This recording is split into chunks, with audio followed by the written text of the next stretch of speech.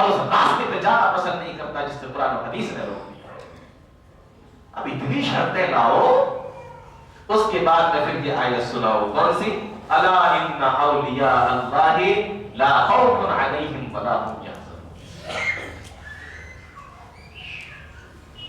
اب یہاں ایک نقطہ یاد رکھیے، ہمارا جو دین ہے نا، ہماری جو شریعت ہے، جو اسلام ہے، اس کے اندر نہ تو افراد ہے اور نہ تفرید ہے. افراد کے معنی ہوتا ہے زیادتی اور تفرید کے معنی ہوتا ہے کمی. عیسائیوں نے اپنے دین کے اندر افراد کیا، غلو سے کام لیا، یہاں تک کہ عیسیٰ علیہ السلام کو اللہ کا بیٹا بنا دیا. یہودیوں نے اپنے دین کے اندر تفرید سے کام لیا، گھٹایا، یہاں تک کہ کتنے نبیوں کو یہودیوں نے قتل کر دیا. ایک نے بڑھایا تو نبی کو اللہ کا بیٹا بنا دیا، ایک نے گھٹایا تو نبی کو ہی قتل کر دیا. لیکن اسلام کے اندر نہ افراد ہے نہ تفرید. یہ تو وہ چیزیں تھیں جو اسلام بتاتا ہے کہ ولی کیسے بن سکتے ہو. لیکن ہمارے کچھ لوگوں نے ولی بننے کے لیے اپنی طرف سے عبادتیں بھی نکالی اور اپنی طرف سے شرطیں بھی نکالی. اب اسلام اس کو پسند نہیں کرتا. آپ اس طریقے سے اللہ کے ولی نہیں بن سکتے. یہاں تک کہ آپ کتاب پڑھ کر دیکھیے تو آپ کو پتا چلے گا، لوگوں کا عقیدہ تو یہ ہے کہ پہلے وہ کسی سے بیعت کر لیتے ہیں، مرید بن جاتے ہیں، اور اس کے بعد پھر اس مرید کے اندر اتنا کھو جاتے ہیں کہ وہ کہتے ہیں کہ ہم فنا فی الشیخ ہو گئے، شیخ کے اندر فنا ہو گئے. اس کے بعد اگلا اسٹیپ لیتے ہیں، فنا فی الرسول بن جاتے ہیں، پھر فنا فی اللہ ہو جاتے ہیں، اللہ میں ڈوب گئے، اللہ کے اندر ڈوب گئے. اس طریقے کے انہوں نے اسٹیپ بنائے. ظاہر سی بات ہے کہ اسلام تو نہیں کہتا کہ ولی بننے کے لیے تم حلول کا عقیدہ رکھو، ولی بننے کے لیے فنا فی الشیخ ہو، ولی بننے کے لیے فنا فی الرسول ہو، ولی بننے کے لیے فنا فی اللہ ہو. اسلام تو نہیں کہتا. وحدت الوجود کا عقیدہ رکھتے ہیں، کہتے ہیں کہ جب تک ولی نہیں بن سکتے جب تک آپ کا عقیدہ وحدت الوجود کا نہ ہو. ارے وحدت الوجود کیا ہے؟ وحدت الوجود یہ ہے کہ دنیا کی ہر چیز کے اندر اللہ موجود ہے.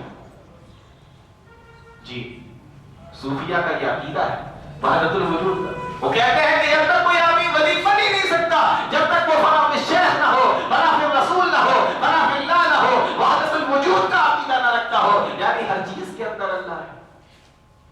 وحدت الشہود کا عقیدہ نہ رکھتا ہو، ہر چیز اللہ کے اندر ہے. اس طریقے کے عقیدے نکالے. ظاہر سی بات ہے کہ اسلام کے اندر اس کی کوئی گنجائش نہیں. اسلام نام ہے افراد و تفریق سے پاک مذہب کا. اسلام نام ہے اعتدال کا. اپنی طرف سے آپ ایک نقطہ بھی نہیں رکھ سکتے اور نہ ہٹا سکتے ہو. آئیے وہ حدیث دیکھیے جو حدیث کی کئی کتابوں کے اندر موجود ہے. اللہ کے نبی جناب محمد رسول اللہ صلی اللہ علیہ وسلم کے گھر پر 3 صحابی آئے. جاء ثلاثة رهط الى بيوت ازواج النبي صلی اللہ علیہ وسلم. 3 صحابی اللہ کے نبی جناب محمد رسول اللہ صلی اللہ علیہ وسلم کے گھر پہ آئے اور آ کر سوال کرنے لگے. آپ کی ازواج مطہرات سے پوچھنے لگے کہ مجھے اللہ کے نبی صلی اللہ علیہ وسلم کی عبادت کے بارے میں بتاؤ. وہ دل میں جو عبادت کرتے ہیں، مسجد کے اندر جو عبادت کرتے ہیں وہ تو ہم لوگوں کو پتا ہے، لیکن رات کے وقت میں جو وہ اپنے گھر کے اندر عبادت کرتے ہیں اس عبادت کے بارے میں ہمیں بتاؤ. تو امہات المومنین نے ان کو بتایا کہ اللہ کے نبی صلی اللہ علیہ وسلم کس طریقے کی عبادت کیا کرتے ہیں.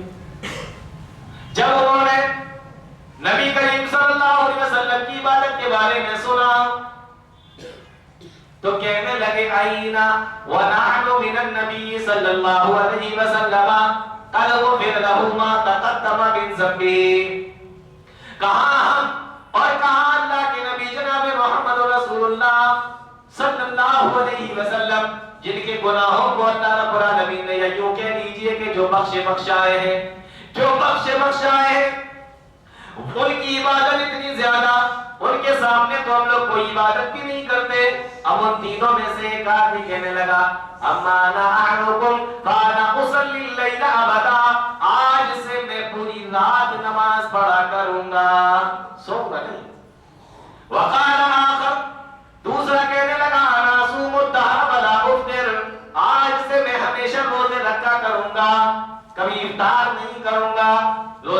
چھوڑوں گا، ہر دن روزہ رکھوں گا۔ تیسرا کہنے لگا وقال آخر انا اعتزل النساء فلا اتزوج ابدا، میں آج کے بعد شادی ہی نہیں کروں گا، بیوی بچوں کے جھنجھٹ کے اندر پڑوں گا ہی نہیں تاکہ میری عبادت خراب نہ ہو جائے۔ یہ وہاں سے کہا اور وہاں سے چلے گئے۔ اللہ کے نبی جناب محمد رسول اللہ صلی اللہ علیہ وسلم تشریف لائے۔ آپ کو بتایا گیا کہ اس طریقے سے 3 صحابی آئے تھے اور آنے کے بعد وہ یہ کہہ کر گئے ہیں، اللہ کے نبی صلی اللہ علیہ وسلم مسجد نبی کے اندر تشریف لائے اور تمام صحابہ کو اکٹھا کرنے کے بعد میں فرمایا انتم الذی قلتم کذا و کذا، مجھے یہ معلوم ہوا ہے کہ تم میں سے کچھ لوگوں نے اس طریقے کی بات کہی ہے۔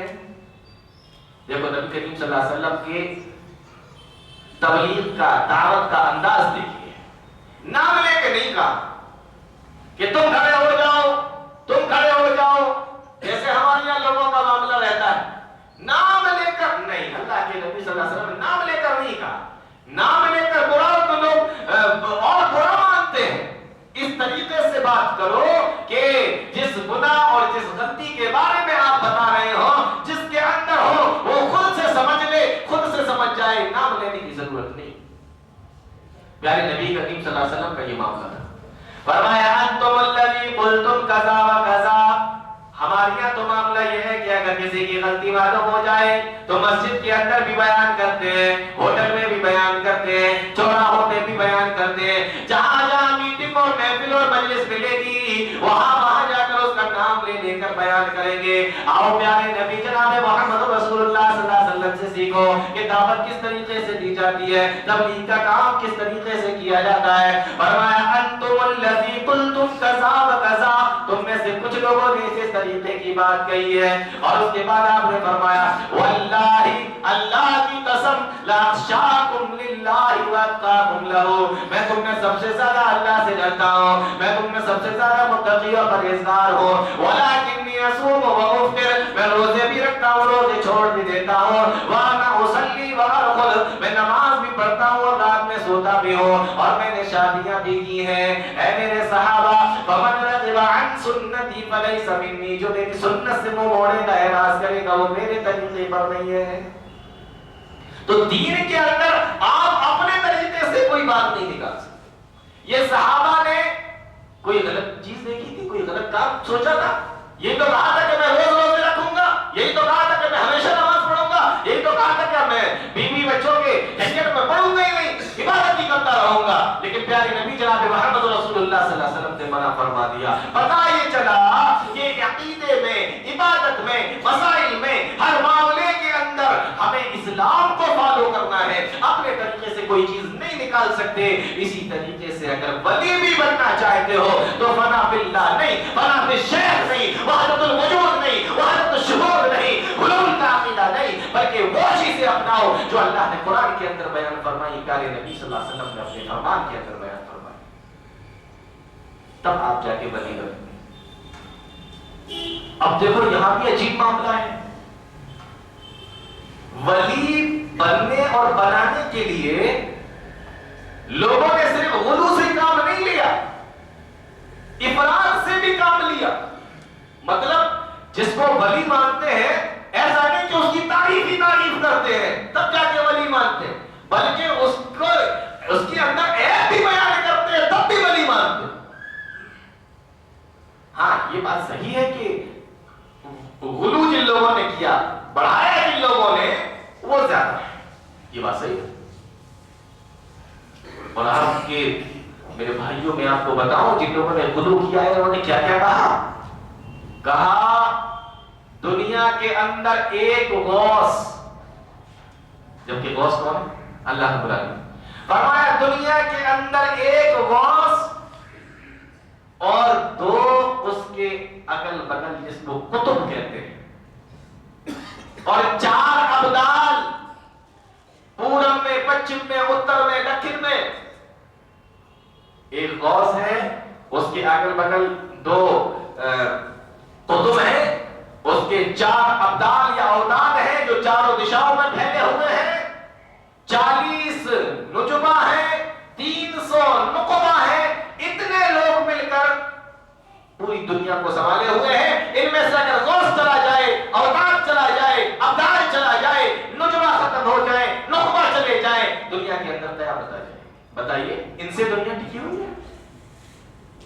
دنیا ان سے چل رہی ہے، ابدال سے، کتب سے. اور سب سے بڑی بات تو یہ ہے، تمہیں بتایا کس نے کہ یہ کتب، یہ ابدال اور ان سے دنیا چل رہی؟ قرآن و حدیث کے اندر تو کوئی ایسی اصطلاح نہیں ملتی جس کے اندر یہ لکھا ہو کہ ایک غوث ہونا دنیا کے اندر بہت ضروری ہے، دو ابدال ہونا بہت ضروری ہے، چار کتب کا ہونا بہت ضروری ہے، نجوہ کا ہونا ضروری ہے، نقبہ کا ہونا ضروری ہے. یہ نہیں ہوگے تو دنیا نہیں چل سکتی. کہاں ہے قرآن و حدیث کے اندر؟ ایک تو ہے اور دوسری تم نے یہ رکھا کہ ان کے بغیر دنیا نہیں چل سکتی. اور آپ کو پتا ہے لسان الدین الخطیب نے اپنی کتاب کے اندر لکھا ہے کہ ولی کے معنی میں نے شروع میں بتایا تھا کہ اللہ کا قریبی، اللہ کا نزدیکی. تو کہا ولی اللہ کا اتنا قریبی ہو جاتا ہے، اتنا قریبی ہو جاتا ہے کہ بڑے سے بڑا نبی بھی اس کے مقام کو نہیں پہنچ سکتا. اب بتائیں ولیوں کے سامنے نبیوں کی بھی کوئی حیثیت نہیں. یہ ہے غلو. اور ابن عربی جو مشہور صوفی ہے، جو مشہور، جس کو مشہور کر رکھا ہے کہ یہ اللہ کا بہت بڑا ولی تھا، اس نے تو اپنی کتاب کے اندر لکھا کہ صرف محمد رسول اللہ کو معراج نہیں ہوئی، ایک مرتبہ تو میں بھی معراج پہ ہو کے آیا. یہ کیا ہے؟ یہ غلو سے کام نہیں ہے. یہی تو غلو ہے. اویس قرنی رحمت اللہ علیہ کا واقعہ اور دیگر چیزیں حدیث کی کتابوں کے اندر آئی ہے، آپ لوگوں نے سنا ہوگا. اویس قرنی رحمت اللہ علیہ یہ نبی کے زمانے میں یمن کے اندر تھے، لیکن ماں کی وجہ سے، بوڑھی ماں تھی، بیمار رہتی تھی، ماں کی خدمت کرنے کی وجہ سے اللہ کے نبی صلی اللہ علیہ وسلم سے ملاقات نہیں کر سکے، مدینہ نہیں آ سکے. وہ صحیح مسلم کے اندر روایت موجود ہے اویس قرنی رحمت اللہ علیہ کی. اس لیے یہ رضی اللہ تعالیٰ عنہ یا صحابی نہیں بن سکے. نبی کے زمانے میں تھے لیکن صحابی نہیں تھے. تو اللہ کے نبی صلی اللہ علیہ وسلم نے فرمایا تھا اپنے صحابہ سے کہ اگر تم میں سے کسی کو کہیں پر مل جائے تو ان سے اپنے لیے مغفرت کی دعا کرا لینا، ایک آدمی ہے. حدیث کے اندر اتنا آیا بس. اب اس پر غلو کیا اویس قرنی کی بھی شان میں، اور غلو یہاں تک کیا کہ نبی کریم صلی اللہ علیہ وسلم کے زمانے میں اویس قرنی ایک بار اپنا وقت نکال کر، کسی طریقے سے ٹائم نکال کر اللہ کے نبی صلی اللہ علیہ وسلم سے ملنے کے لیے آئے. حجرہ عائشہ میں پہنچے تو پتہ ہی چلا کہ اللہ کے نبی صلی اللہ علیہ وسلم کہیں تبلیغ کرنے مدینہ سے باہر گئے ہوئے ہیں. تو سلام کر کے کہا کہ جب نبی آ جائے تو میرا سلام کہہ دینا، اور کہنا کہ اویس قرنی آیا تھا. اور اس کے بعد میں واپس لوٹ گئے. جب اللہ کے نبی صلی اللہ علیہ وسلم آئے دعوت التبلیغ سے، گھر پہ لوٹ کے آئے، اما عائشہ نے بتایا اس طریقے سے یمن کا ایک آدمی اویس نام تھا، آیا تھا، آپ کو سلام کر کے گیا ہے. اللہ کے نبی صلی اللہ علیہ وسلم نے جب یہ سنا، آپ باہر تشریف لائے. اب دیکھو غلو کس کو کہتے ہیں. آپ باہر تشریف لائے اور باہر آنے کے بعد میں کہا کہ اے لوگوں، آج اویس قرنی میرے گھر کے اندر آیا تھا. اویس قرنی کو عائشہ نے دیکھا، میری بیوی نے دیکھا، اللہ نے عائشہ کی مغفرت فرما دی. میں نے عائشہ کو دیکھا تو میری مغفرت اللہ نے کر دی، اور تم لوگوں نے مجھے دیکھ لیا تو تمہاری بھی مغفرت ہو گئی. یہ ہے اولیاء کی شان میں غلو سے کام. حضرت عائشہ دیکھے تو عائشہ کی مغفرت ہو جائے، اور نبی حضرت عائشہ کو دیکھ لے تو نبی کی مغفرت ہو جائے. استغفر اللہ. صحابہ تم سب لوگوں نے مجھے دیکھ لیا تو اب تم سب کی بھی مغفرت ہو گئی. یہ ہے غلو. ولیوں کی شان میں، اولیاء کی شان میں اسلام نے اس سے روکا ہے.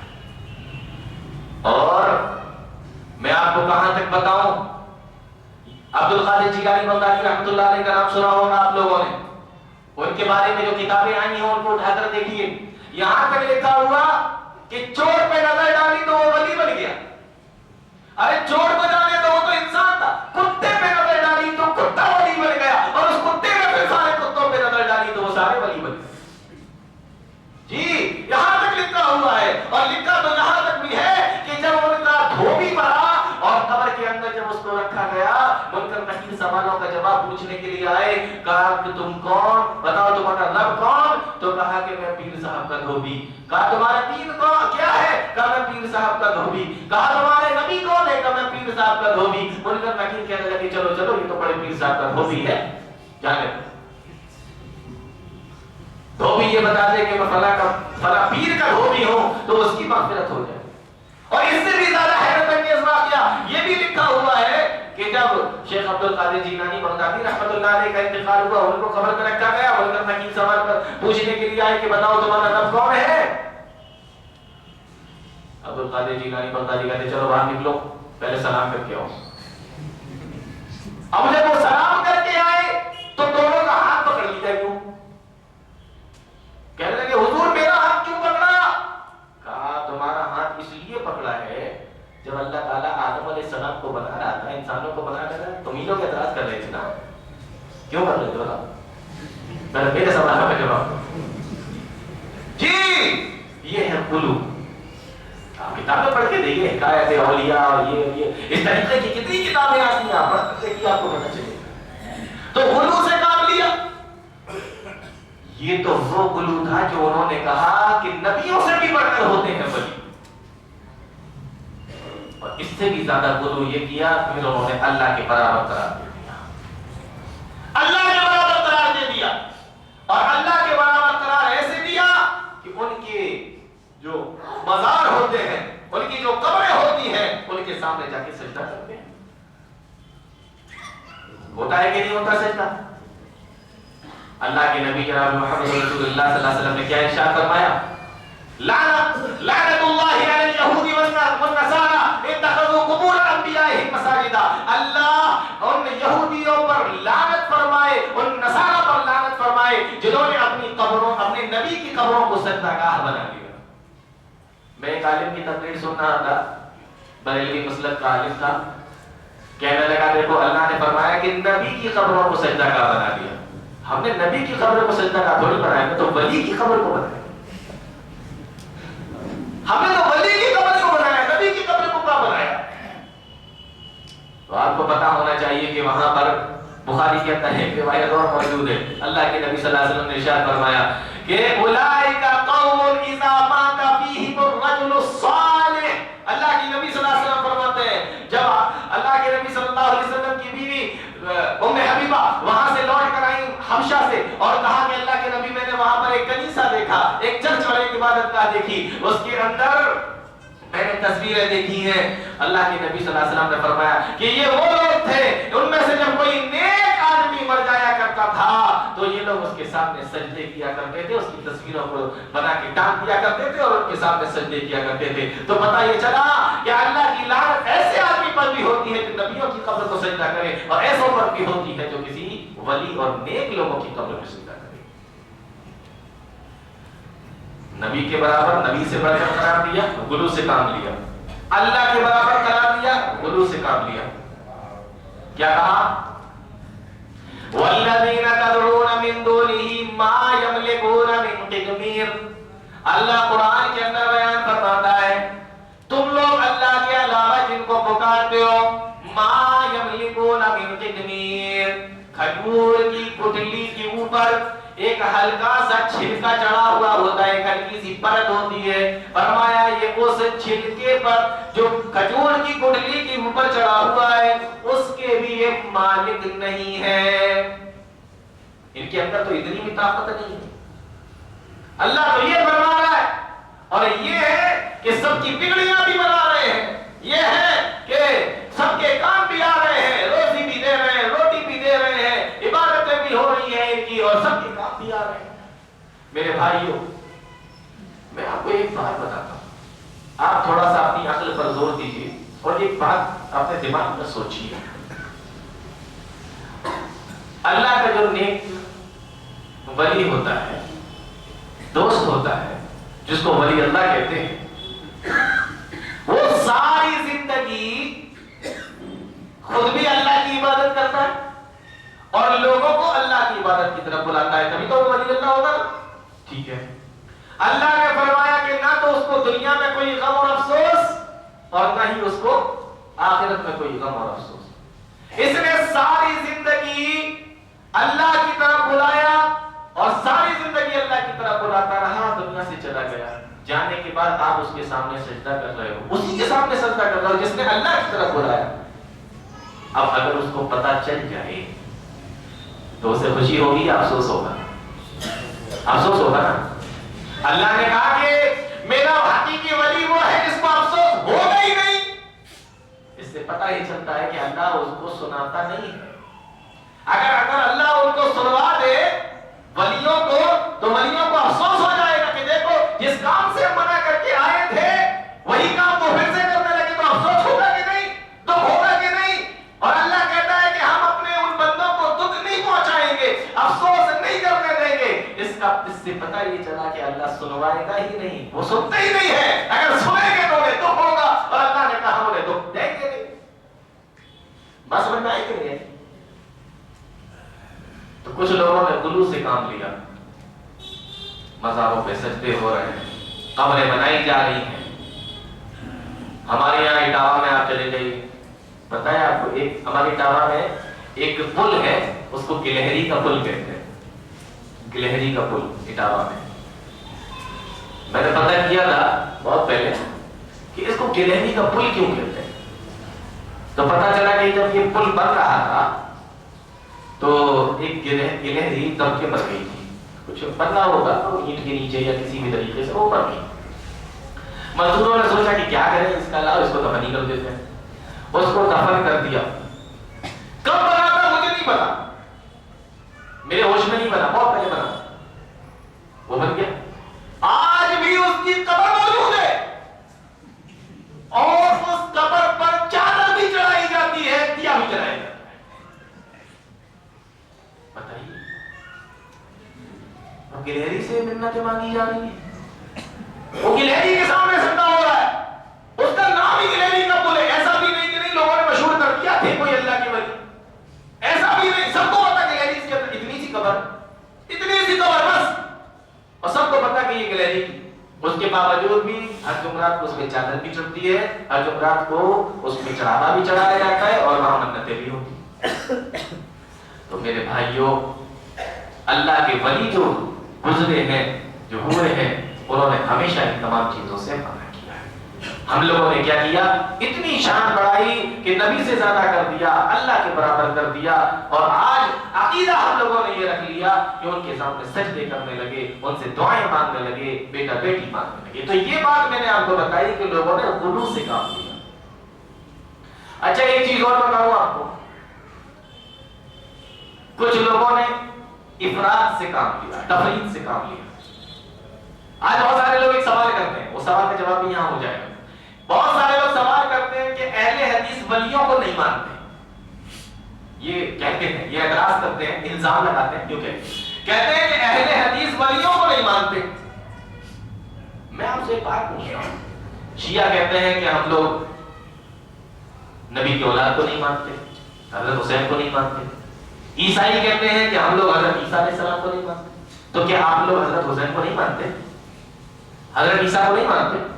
حضرت حسین رضی اللہ تعالیٰ عنہ نبی کریم صلی اللہ علیہ وسلم کے آل میں سے ہیں، ان پر ایمان رکھنا ہمارے عقیدے کے اندر شامل ہے، اور حضرت عیسیٰ علیہ السلام اللہ کے نبی ہیں۔ ایک بھی نبی کا انکار کرنے والا دائرہ ایمان سے نکل جاتا ہے، یہ ہمارا عقیدہ ہے۔ اس کے باوجود بھی شیعہ کہتے ہیں کہ ہم حسین رضی اللہ تعالیٰ عنہ کو نہیں مانتے، اور عیسائی کہتے ہیں کہ ہم عیسیٰ علیہ السلام کو نہیں مانتے۔ کیوں کہتے ہیں؟ اس لیے کہتے ہیں کیونکہ جس طریقے سے وہ حضرت حسین کو مانتے ہیں ہم اس طریقے سے نہیں مانتے، جس طریقے سے وہ حضرت عیسیٰ کو مانتے ہیں اس طریقے سے ہم حضرت عیسیٰ علیہ السلام کو نہیں مانتے۔ اس لیے یہ اعتراض کیا جاتا ہے، اسی طریقے سے جس طریقے سے تم اللہ کے ولیوں کو مانتے ہو ہم اس طریقے سے اللہ کے ولیوں کو نہیں مانتے۔ مانتے تو ہیں، مانیں گے نہیں تو وہ اللہ رب العالمین کا وہ کوڑا رکھا ہے نا، من عاد لی ولی فقد آذنته بالحرب، جس نے میرے ولی سے دشمنی کی تو مجھ سے جنگ کرنے کے لیے وہ کوڑا رکھا ہوا ہے۔ ہاں ماننا تو پڑے گا ہی پڑے گا، لیکن جس طریقے سے تم مانتے ہو، تم کہو نبی سے زیادہ درجہ دے دو، تم کہو اللہ کے برابر کر دو، ان سے منتیں مانگنے لگو، ان سے برابر مانگنے لگو، نہیں نہیں نہیں، ہم اس طریقے سے نہیں مان سکتے۔ اور پھر ایک بات اور بتاؤ، ولی کو نہیں مانتے، ارے کون سے ولی کو مانتے پہلے یہ تو بتاؤ، یہ کون صاحب ہے، یہ اللہ کے ولی ہے، بدبو ہو رہا نہیں، آگے نہاتے نہیں ہیں، کب سے نہیں نہائے، ایک مہینہ گزر گئے نہاتے نہیں۔ ارے ان سے پوچھو نا نہاتے کیوں نہیں؟ بھائی اللہ رب العالمین تو ان اللہ نظیف یحب النظافہ، اللہ پاک ہے، صاف ستھرا ہے، صاف ستھری چیزوں کو پسند کرتا ہے، ان اللہ یحب التوابین و یحب المتطہرین، اللہ توبہ کرنے والوں اور صاف رہنے والوں کو پسند کرتا ہے۔ ان سے پوچھو یہ نہاتے کیوں نہیں؟ بولے یہ نہاتے اس لیے نہیں ہے کہ یہ تالاب عشق میں ڈبکی لگاتے ہیں تو اب نہانے کی ضرورت نہیں۔ یہ کیا ہے؟ ان کو ولی مان لے؟ بدبو آ رہی، مکھیاں بھنک رہی ہیں، اپنا ہوش نہیں ہے، کپڑوں میں گندگی، اور پتہ نہیں کپڑے ہیں بھی کہ نہیں۔ آپ کہہ رہے ولیوں کو نہیں مانتے؟ ان کو مانے ولی، ولیوں کو نہیں مانتے۔ کس کو؟ ولی تو ہو پہلے، ولی تو دکھاؤ۔ یہ کون صاحب ہے؟ ارے تو عورتوں کے کپڑے پہنے ہوئے ہیں۔ بولے ہاں یہ عورتوں کے کپڑے پہنتے لیکن ہے بہت پہنچے ہوئے۔ جی آپ کتاب پڑھ کر دیکھیے آپ کو ملے گا ایسے ایسے لوگ گزرے عورتوں کے کپڑے پہنا کرتے تھے، چوڑیاں ہاتھوں میں پہنتے تھے، مانگ میں سندور بھرا کرتے تھے، اور جانتے ہو کہتے تھے ہم اللہ کی بیوی ہیں۔ یہاں تک کہا کہنے والوں نے ہم اللہ کی بیوی، یہاں تک کہا۔ ملفوظات اٹھا کر دیکھیے واقعہ ملے گا آپ کو۔ آپ تو بڑی بات، اللہ نے فرمایا اتنا بھونڈی بات کہہ دی ہے تم نے، تکاد السماوات یتفطرن منہ وتنشق الارض وتخر الجبال هدا۔ اگر آسمان پھٹ جائے تو کم ہے، زمین پھٹ جائے تو کم ہے، پہاڑ ریزہ ریزہ ہو جائے تو کم ہے۔ ان کو بڑی مانا جائے۔ پیارے نبی فرماتے ہیں لعن اللہ المتشبہین من الرجال بالنساء ولعن اللہ المتشبہات من النساء بالرجال۔ اللہ ایسے مردوں میں لعنت فرمائے جو عورتوں کا لباس پہنے، اور ایسی عورتوں میں اللہ لعنت فرمائے جو مردوں کا لباس پہنے۔ پیارے نبی لعنت بھیجے تو کرو بھلی بات لو۔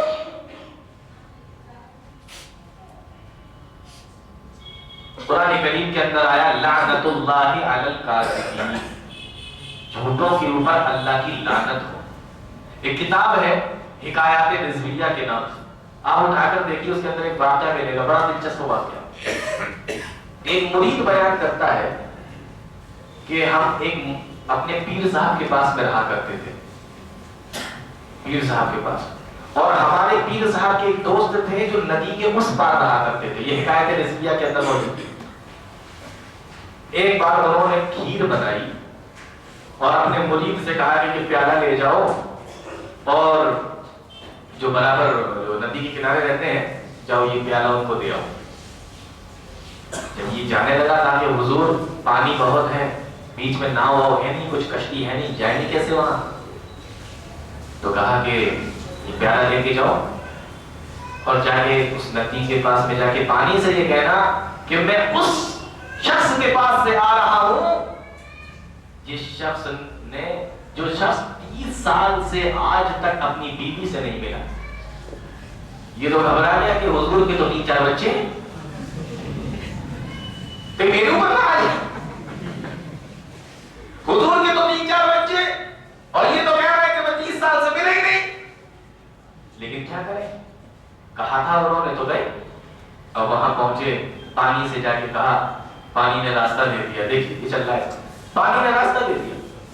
اس طرف پہنچے، انہوں نے کہا اچھا کھیر بیچی ہے، کھیر کھا لی، اور اس کے بعد میں جو ہے کھیر کھانے کے بعد میں کہا یہ پیالہ لے جاؤ۔ کہا حضور میں جاؤں گا کیسے، پانی تو بہت ہے، ناؤ تو ہے ہی نہیں۔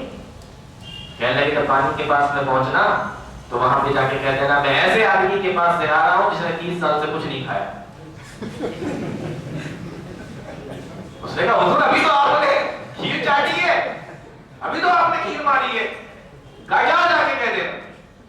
کہا دونوں اللہ کی پہنچی ہوئی ولی دے دے کہ راستہ مل گیا۔ ارے راستہ تو مل گیا لیکن تھے تو جھوٹے، لعنت اللہ علی الکاذبین۔ اللہ کہتا ہے جھوٹوں پہ اللہ کی لعنت ہو۔ آپ کہہ رہو ولی مان دو، کیوں مان لو؟ ایسے ولیوں کو ہم نہیں مانتے، پھر لوگ کہتے ہیں کہ اہل حدیث ولیوں کو نہیں مانتے۔ ولی دکھاؤ تو ولی کی طرح، جو شرطیں اللہ نے بتائی ہیں وہ شرطیں لاؤ اس کے اندر۔ الذین آمنوا، ایمان والا ہو، وکانوا یتقون، تقویٰ ہو اور فرائض کی ادائیگی کرتا ہو، نوافل بھی ادا کرتا ہو، ایسے آدمی کو پیارے نبی صلی اللہ علیہ وسلم نے ولی بتایا ہے۔ آج بہت سارے لوگ کیا سمجھتے ہیں، نماز پڑھے یا نہ پڑھے، روزے رکھے یا نہ رکھے، صفائی سے رہے یا نہ رہے، ہاں کچھ کرامت دکھا دے، کچھ چمتکار دکھا دے، کچھ کرامت اور چمتکار دکھا دے، بہت بڑا ولی، بہت پہنچا ہوا ہی تو اللہ کا ولی ہے، بہت بڑا ہے۔ ہمارے یہاں 4-5 لڑکے تھے، دوست آپس میں، سچی بات بتا رہا ہوں آپ کو، جا کے پتا کرنا ہمارے کام دھام چل نہیں رہا تھا، کاروبار کو چل نہیں رہا تھا، کہنے لگے کیا کریں؟ تو ان لوگوں نے آپس میں مشورہ کیا کہ ہم پیر بن جا رہے ہیں، تم لوگ میرے مرید بن جاؤ اور گاؤں گاؤں جاؤ، سب نے کہا ارے بہت پہنچے وہ پیر آئے، ان لوگوں نے سب نے پھیلا دیا، آپ کو تو پتہ ہی ہے ایسی چیزیں ہوتی ہیں جب تو لوگ آنا بھی شروع کر دیتے، لوگوں نے آنا شروع کر دیا۔ تو یہ جو اس کے 4 دوست تھے، ایک ادھر بیٹھ گیا، ایک ادھر بیٹھ گیا، ایک ادھر بیٹھ گیا، ایک ادھر بیٹھ گیا، اور وہ مریض آ رہے ہیں، ہاں تم بتاؤ ایسے کر کے پوچھتے جا رہے ہیں۔ اب وہ جو اس کا دوست تھا، ہاں بھائی تم بتاؤ تم کہاں سے آئے ہو؟ ادھر اب آیا صاحب نے پتا نہیں کیا بیماری ہے؟ حضور کو ہم پچھلے ہفتے آپ کے پاس آئے تھے نا، وہ آپ نے وہ پڑھ کے دم کیا تھا، ابھی میں ٹھیک ہوں۔ ابھی پھر 2-3 کو دیکھا، پھر اس کو بلایا جو دوست تھا، اے چلو تم ادھر آؤ، تم کہاں سے آئے ہو؟ وہ چلا حضور کا پتہ نہیں کیسے ہے، آپ نے وہ پڑھ کے دیا تھا نا، وہ ڈورا دیا تھا نا، میں بالکل ٹھیک ہوں، اچھا لگ رہا ہے، صحیح ہو گیا۔ اچھا وہ 4-5 بیٹے لیتے تھے، وہ ان کا کام ہی نہیں تھا، ان کو دیکھ کے لوگ خوب آتے تھے، کیوں نہیں بڑا فائدہ ہو رہا ہے۔ پتا تو لوگوں کو تب چلا جب تو پیسہ اکٹھا ہوا نا، اس کے بانٹنے میں جب لڑے وہ آپس میں، تب پتا چلا کہ ارے یہ تو سب ایک ہے۔ ایسے بات ہے، تم کہہ رہے ہو اللہ کا ولی مان لو؟ میرے بھائیوں، ولیوں کو ہم مانتے ہیں، لیکن جس طریقے سے آپ بتاؤ اس طریقے سے نہیں مانتے، حقیقی ولی ہونا چاہیے۔ تو میں یہ بتا رہا تھا کہ ولی ہونے کے لیے کتاب و سنت پر عمل ضروری ہے، کرامت ضروری نہیں۔ کرامتیں ہوتی ہیں، ہم انکار نہیں کر رہے کرامتوں کا۔ حضرت مریم علیہ السلام کا واقعہ دیکھو، حضرت زکریا جب ان کے کمرے میں جاتے تھے تو پھل ملتے تھے کہ نہیں؟ اور پوچھتے تھے کہاں سے آئے تو کیا کہتی تھی؟ میرے اللہ نے بھیجے۔ اصحاب کہف کا واقعہ اٹھا کر دیکھو، 309 سال تک سوتے رہے، تو کرامتیں ہوتی ہیں، اس کا انکار نہیں کر رہے، لیکن کرامتوں سے کوئی ولی نہیں بنتا، ولی بنتا ہے کتاب و سنت پر عمل کرنے کی وجہ سے۔ میں یہ آپ کو بتا رہا ہوں، امام شافعی رحمۃ اللہ علیہ فرماتے ہیں اگر کسی کو پانی پر چلتے ہوئے اور ہوا میں اڑتے ہوئے بھی دیکھ لو تب بھی ولی مت ماننا، ولی تب ماننا جو وہ کتاب و سنت پر عمل کرنے والا۔ اب ایک چیز آخری بات بتا رہا ہوں، بہت سارے لوگ یہ کہتے ہیں چلو یہ تو کلیئر ہو گیا کہ اہل حدیث ولیوں کو مانتے ہیں، حقیقی ولی ہو اگر تو، اگر مانتے ہو تو پھر اہل حدیثوں میں کوئی ولی کیوں نہیں ہوا؟ یہ بھی ایک اعتراض ہوتا ہے نا، تمہارے کوئی ولی کیوں نہیں ہوا؟ تو میں آپ کو صرف ایک مثال دیتا ہوں، جن کو سب سے بڑا پیر اور سب سے بڑا ولی مانا جاتا ہے، نام کیا ہے؟ شیخ عبد القادر جیلانی بغدادی رحمۃ اللہ علیہ۔ ان کی کتابیں اٹھا کر دیکھو، ان کی کتابیں پڑھ کر دیکھو، کئی کتابیں انہوں نے لکھی جس میں سے 5 بہت مشہور ہیں۔ انہی 5 مشہور کتابوں میں سے ایک کتاب ہے فتوح الغیب۔ جانتے ہو انہوں نے کیا لکھا ہے؟ فتوح الغیب کے اندر لکھا ہے اذا زار قبرا ولا يضع يده عليه ولا يقبله فانه من عادة اليهود۔ جب تم کسی قبر کی زیارت کرنے کے لیے جاؤ اس پہ ہاتھ مت رکھنا، اس کو بوسہ مت دینا، فانه من عادة اليهود، کیونکہ قبر کو بوسہ دینا، اس پہ ہاتھ رکھنا یہ یہودیوں کی علامت ہے۔ یہ کون کہہ رہا ہے؟ جن کو تم نے سب سے بڑا پیر مان رکھا ہے۔ اسی فتوح الغیب کے اندر کہتے ہیں اذا رکعت الى غیر اللہ فقد اشرکت، اگر تو اللہ کے علاوہ کسی دوسرے کے سامنے جھکا تو سمجھ لے کہ تو نے شرک کر دیا۔ کون کہہ رہا ہے؟ وہی جن کو پیر عبد القادر جیلانی بغدادی کہا جاتا ہے۔ اب تم کہہ رہے ہو یہ سب سے بڑے ولی ہیں، اہل حدیثوں میں ولی ہوئی نہیں ہے، تجھے پتا تو سب کچھ وہی نہ ہے۔ یہ میٹیریل تو ہماری والا بیچ رہے ہیں، ان کے پاس سے جو نکل رہا ہے وہ تو ہمارے عقیدے والا نکل رہا ہے، جو ہمارا عقیدہ ہے کہ چھوؤ مت، چومو مت، جھکو مت، یہ سب تو ہمارا عقیدہ ہے۔ اور تم کہو ہمارے ہیں، تمہارے کہاں ہے؟ تم کہاں کھینچ کے لے جا رہے ہو؟ یہ تو ہمارے ہیں، تم کہہ رہے نہیں ہوئے، اور جن کو تم سب سے بڑا مانتے ہو وہ تو ہمارے ہی ہوئے، ہمارے یہ تو ہوئے ہیں وہ جن کو تم نے سب سے بڑا مانا۔ تو یہ نہ کہنا کہ تم لوگوں کے اندر کوئی ولی نہیں ہوا، اللہ اکبر. شیخ عبد القادر جیلانی بغدادی رحمۃ اللہ علیہ کتنا ظلم کیا لوگوں نے ان کے اوپر, کیسے کیسے قصے بنائے. اللہ اکبر. ایک واقعہ میں آپ کو بتاتا ہوں شیخ عبد القادر جیلانی بغدادی رحمۃ اللہ علیہ کے بارے میں. ایک مرتبہ نماز پڑھ رہے ہیں, نماز پڑھتے میں اچانک آسمان پہ ایک روشنی سی ہوئی اور اس میں سے ایک چہرہ بنا اس روشنی میں. امام شارانی نے لکھا ہے اس کو طبقات کبریٰ کیا, اور اس میں سے آواز آئی, اے عبد القادر تو میری بہت عبادتیں کرتا ہے, میں تجھ سے بہت خوش ہوں, جا آج کے بعد جتنی چیزیں تیرے اوپر حرام تھی میں نے سب تیرے لیے حلال کر. عبد القادر جیلانی بغدادی رحمۃ اللہ علیہ نے اپنی نماز ختم کی اور زور سے پڑھا, اعوذ باللہ من الشیطان الرجیم, ہم شیطان کے حربے اور مکاریوں سے اللہ کی پناہ چاہتے ہیں. جب اس نے یہ سنا تو وہ روشنی اندھیرے میں بدل گئی. اب وہ شیطان سامنے آیا اور آ کر کہنے لگا کہ تجھے تیرے علم نے بچا لیا, تجھے تیرے علم نے بچا لیا. عبد القادر جیلانی بغدادی رحمۃ اللہ علیہ نے فرمایا نہیں, مجھے میرے اللہ نے بچایا.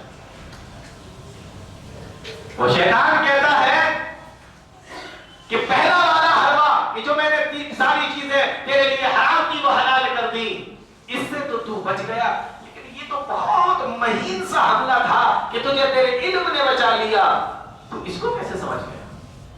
فرمایا تیرے جیسے 70 ولیوں کو میں اسی بات پہ گمراہ کر چکا ہوں کہ جب میں ان سے یہ کہتا تھا کہ تیرے علم نے تجھے بتا لیا تو وہ کہتے تھے ہاں میں تو پڑھا لکھا ہوں, مجھے میرے علم نے بچایا. 70 ولیوں کو میں تیرے جیسے گمراہ کر چکا ہوں, تو ایسا ہے کہ تو نے کہا کہ نہیں مجھے میرے اللہ نے بچایا, علم نے نہیں بچایا. یہ تھے شیخ عبد القادر جیلانی بغدادی رحمۃ اللہ علیہ. ان کے شاگردوں نے ان سے پوچھا آپ کو پتا کیسے چلا کہ وہ شیطان ہے؟ آپ نے اعوذ باللہ من الشیطان الرجیم پڑھی, آپ کو پتا کیسے چلا کہ وہ شیطان ہے؟ فرمایا کہ جو چیزیں نبی کے لیے حرام تھی وہ حلال نہ ہو سکی, اور جو چیزیں حلال تھی وہ حرام نہ ہو سکی. میں کون ہوں؟ شریعت تو نبی پر ختم ہو گئی, میں تو ان کا ایک اتنا سا امتی ہوں. میرے لیے یہ چیزیں حلال سے حرام اور حرام سے حلال کیسے ہو سکتی ہیں جب نبی کو اجازت نہیں. یا ایھا النبی لم تحرم ما احل اللہ لک, اے نبی جو چیزیں میں نے تمہارے اوپر حرام کر دی ہیں وہ حلال نہیں, جو حلال کر دی وہ حرام.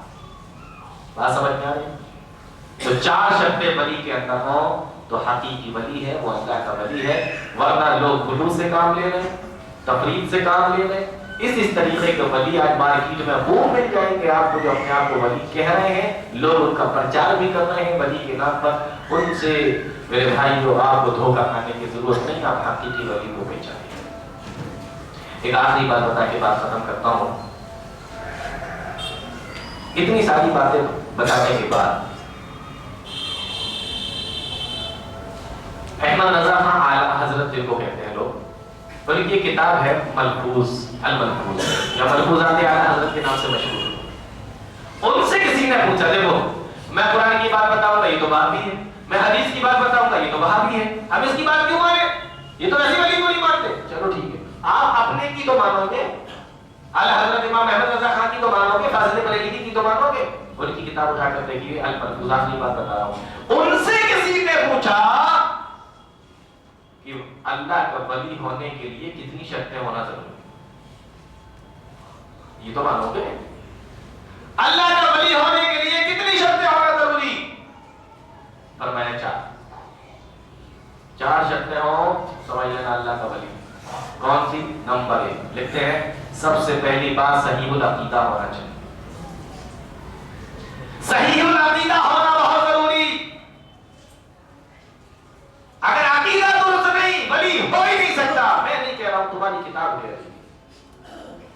نمبر 2 پڑھا لکھا ہونا ضروری, اور کتنا؟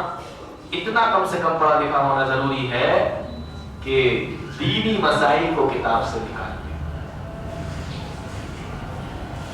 اور پوچھا تیسری شرط فرمایا تیسری شرط یہ ہے جیسے یہ ولی ہے اس نے کسی اور سے بیعت کی ہوگی انہوں نے کسی اور سے بیعت کی ہوگی ایسی تو سلسلہ چلتا ہے ولایت کا سلسلہ اور بیعت کا سلسلہ ایسی تو چلتا ہے کہا کہ یہ جو بیعت کی ہے انہوں نے کسی اور سے انہوں نے پھر کسی اور سے انہوں نے پھر کسی اور سے اس طریقے سے یہ سلسلہ نبی تک اگر نہ پہنچے تو سمجھ لینا کہ وہ ولی